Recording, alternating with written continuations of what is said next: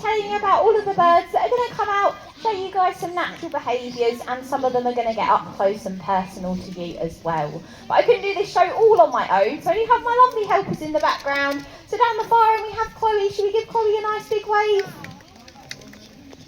And then over at the side we have Lucy as well. Should we give Lucy a nice big wave too? Amazing. So they're going to be doing all the hard work for me today, running around in the background and letting all of our birds out. I will let you guys know before the show, you may have seen we're a bit distracted over there because we did have a juvenile buzzard land in this tree. So we'll keep our eyes out because one of our birds a bit later on may be a bit nervous. So we'll keep an eye on her and see if the buzzard leaves the area. It might have already gone, but we'll keep a nice little look out. But are you all ready to meet our first bird of the show? Yeah. Amazing. So joining us first, we have got a species of owl. So his name is Flint and he is known as a rock eagle owl. So these guys, they're found out in the Himalayan regions, places like India and Pakistan. So when he comes out, you'll be able to see that he's got these nice little tufts on the top of his head. So these little ear tufts are a characteristic that all eagle owls will have. And although they're called ear tufts, they are nothing to do with their ears. They're basically Flint's built-in eyebrows. So when they're nice and upright, Flint's going to be really nice and alert, whereas when they're a bit more tucked back, he is going to be a little bit more relaxed as well. But these ear tufts are not only there to allow us to know what mood Flint is in, they do give them absolutely incredible camouflage as well. So if they are sat up in a tree, it's going to look a little bit like a stick sticking out of their head. So it's not going to look like a round head of an owl. So it does give them really great camouflage.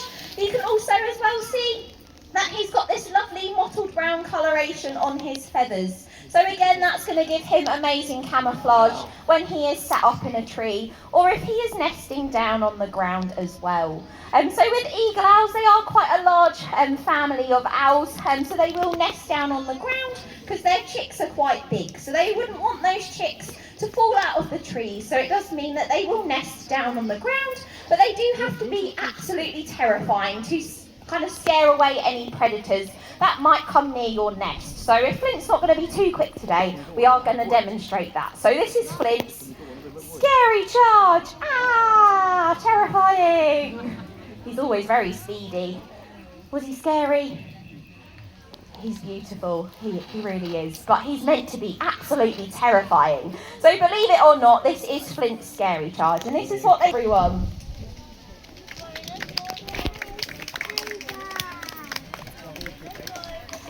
Amazing. So was anyone here for our show earlier on in the day? There we go. We have one hand over there. So you may have already seen this bird that's going to be coming out next. But she's going to be doing something slightly different. So her name is Tiara, and Tiara is our striated caracara. So these guys are found out in the Falkland Islands, and earlier on in the day, she came out and showed you all kind of those natural behaviours that they would do. So they pull things like penguins out of their burrows. They have learned that humans are a really good source of different things as well. Things like food, they'll rummage through their bins, they'll pull their t-shirts off of their washing lines. But what we're going to do with Tiara out here today is a little bit of husbandry training. So with all of our birds, we do weigh them every single day to check that they are nice and healthy. So they'll just jump on the scales. We can see that Tiara weighs 1.702. So that is a really good weight for Tiara. We will just double check that weight as well. So this is a really good way to tell if birds are kind of all okay. They are very good at hiding if there is anything wrong with them. So their weight is the best indication of that. We've got a bit confused, Tiara. We've gone the wrong way. There we go. We're going to work it out. So she is our most intelligent bird, although she's got a little bit lost on the way home today. But this is something, and Button is known as our burrowing owl. So she's actually our smallest member of our flying team here at the zoo. So you can see when she comes out, she is very, very tiny. So she's actually fully grown. A lot of people think that she's a baby, but she is fully grown. She's about 10 years old now. So she's actually quite an elderly lady. So she is going to be coming up nice and close to you guys as well, so you can have a nice little look at that lovely yellow eye colour. So these guys, they would be most active during the daytime, and they would be found out in places like South America.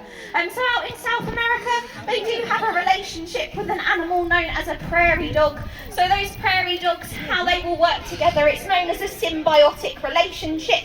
So what the prairie dogs are going to do is allow the burrowing owls to share that kind of burrow with them. And then these guys are going to act like a little home alarm system for those prairie dogs. And so they will work together in that way.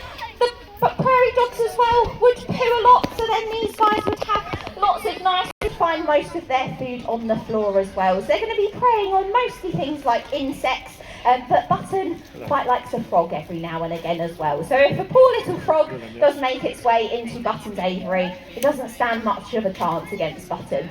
But she is very, very sweet. But Button has done an amazing job out here today. That was our lovely burrowing owl, everyone.